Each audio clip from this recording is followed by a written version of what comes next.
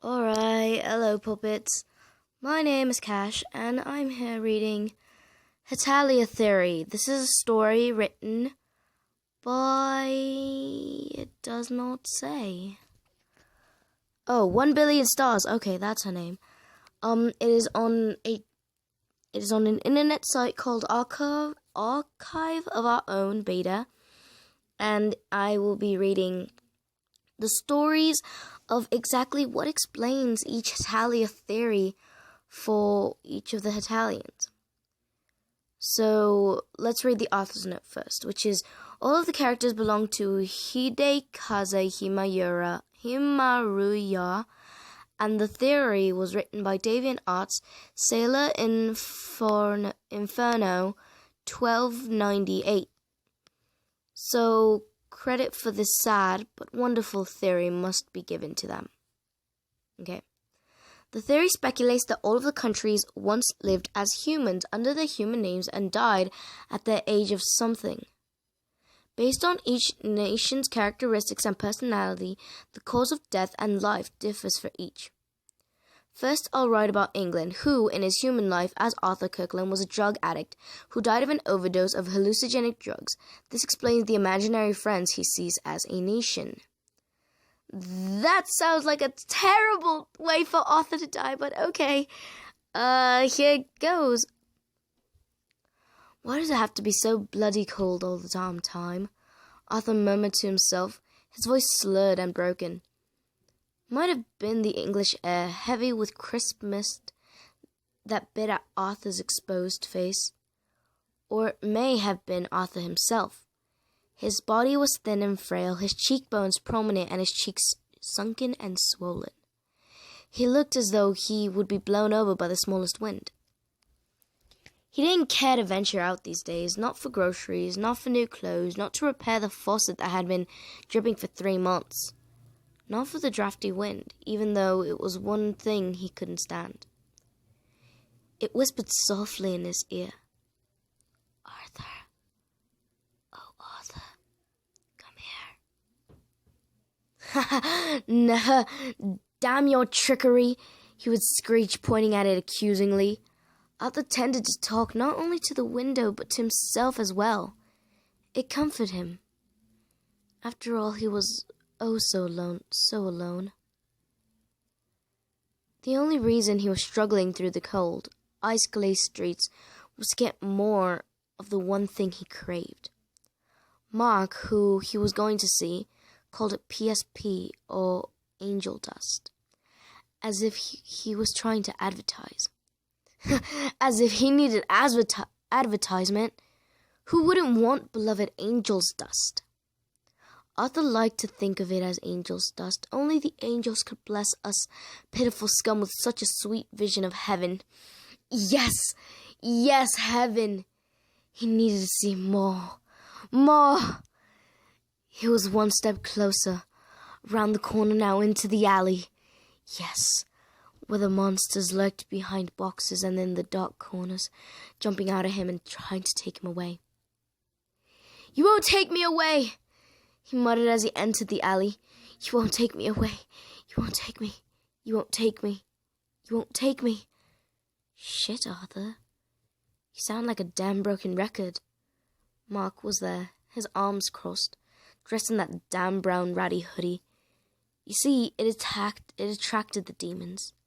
They were around him all the time. How could Mark not see them? Arthur saw them. Bastard, your voice is fucking annoying, was Arthur's response. Like 1,000 knives splitting me right down the middle. Like hell I care, Mark said. Do you want your stuff or not? Of course I do. That's what I'm here for. Give it to me. Arthur's hands reached down and grabbed at Mark's arms, yanking at the jacket. What are you doing, you bastard? Mark tried to shove him off. Can't you see them? They're all over you. The demons. Arthur looked frantic, then he gasped at the empty air around Mark. They'll take you away. You can't leave me. No. Fuck, man. You look like shit.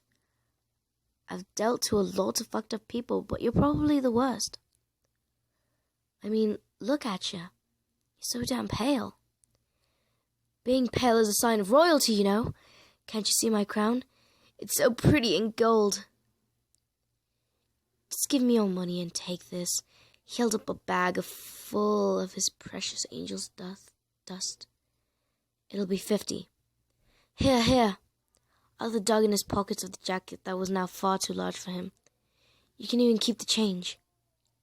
Arthur snatched the bag and threw a 10-euro note and a few paper clips at the dealer. He stumbled away, clutching the bag to his chest. Mark stood, bewildered. Fucked up bastard. How much I'll bet that this'll be the last time he visits me. Mark shook his head. Demons are coming to get me. Arthur'll be a dead man soon. Arthur stumbled into his empty flat.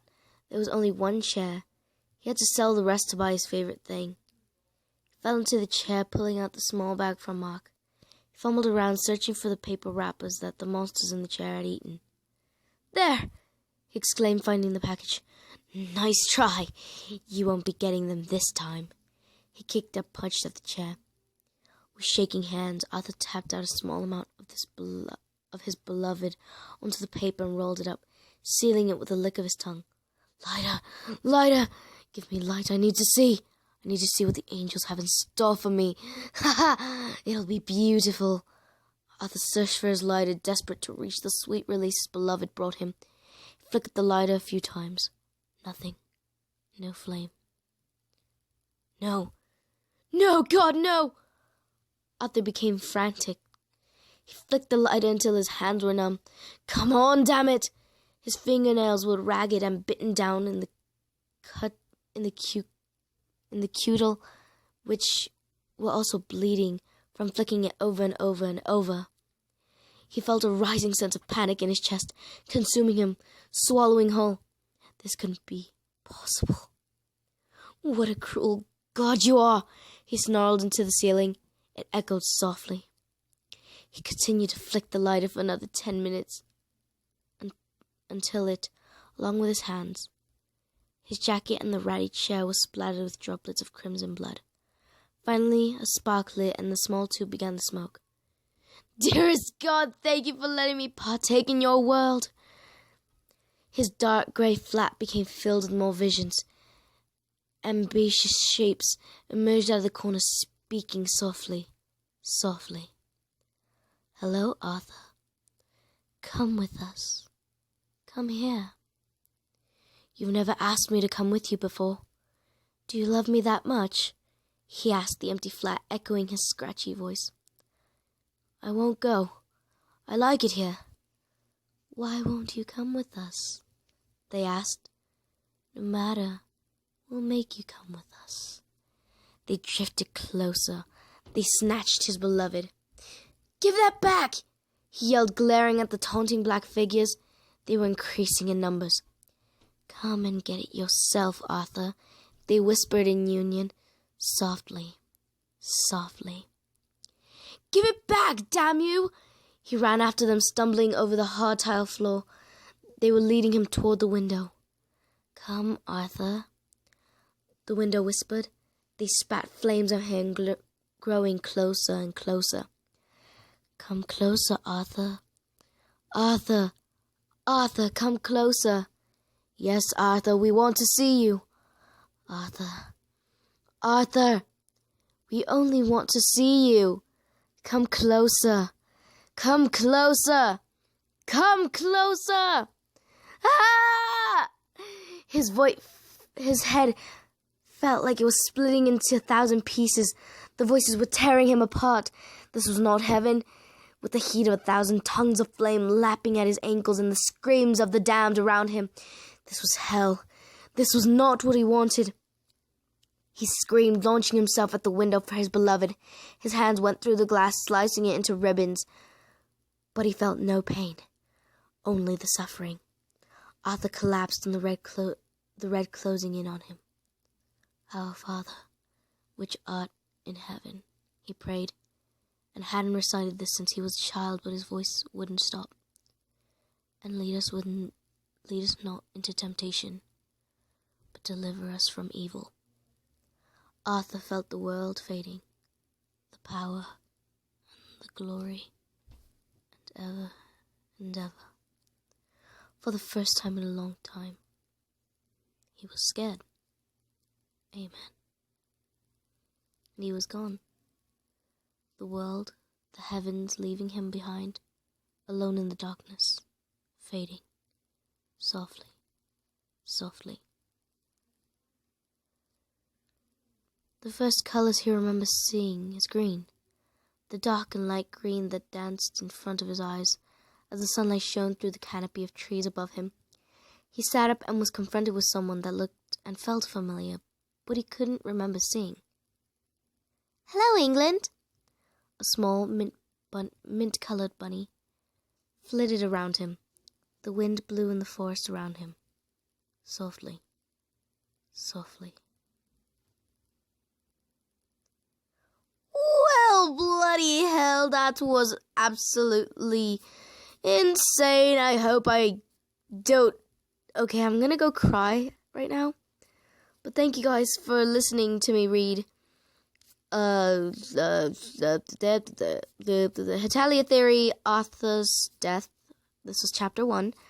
If you guys want to read it, I'll leave a link to the description to the entire selection of the Hetalia theories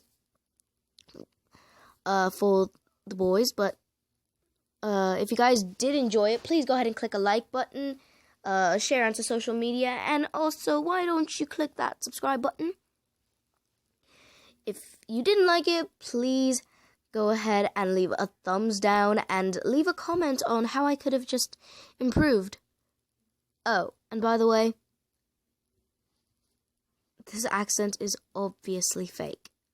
I'm pretty sure you all realized, but I felt like if I read this entire thing with a British accent, it would sound better when I read Arthur's part. So, probably be doing something like this with all the other countries.